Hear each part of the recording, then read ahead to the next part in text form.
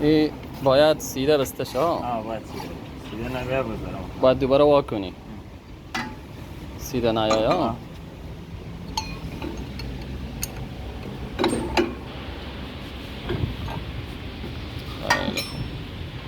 کمان شد چالان میکنی سعی میکنی که نزنه زیاد. سعی میکنی کله نزنه. کله باید نزنه دمسر سیده اگه کله زد ایش مهم نی از بیرون اگه کله زد باز مشکل دا بسته کنه ندارم. کجای مهم نیه؟ ایش حال که میزنه خدا ایش مهم نی دو لبه بیرون نباید تو بیرون خدا بزنه. و این برابر میکنی ها؟ این اول کمی دور میکنی.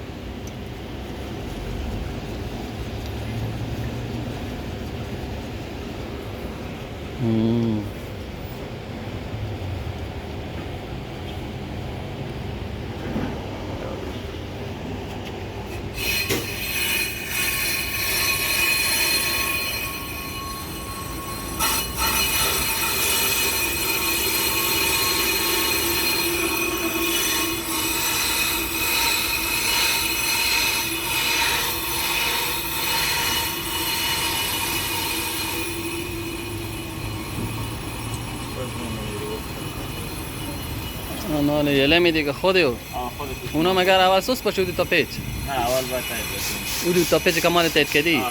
خود چرا سوس بوده؟ باز بعدم یعنی به خاطر چی سوس باشه اون اول؟ سوس باشه وقتی رکیده میزانی شد پس دنبال جلو بریم مده اینجا برابر شد باز بالا میزان نمیدن. میگه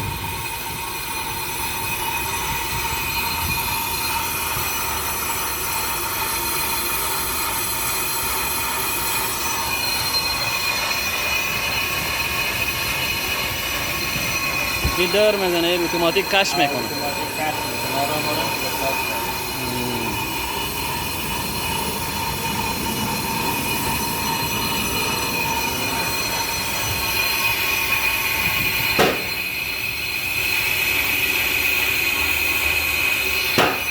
با درامی که خیلی خراب باشه بعد دو بار بکنی. باید دو بار یک بار زیاد میگیری بلندی زیاد میبرداره باز دور دوم کالش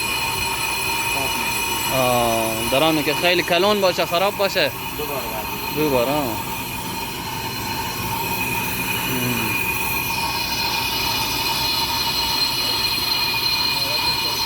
اوکی.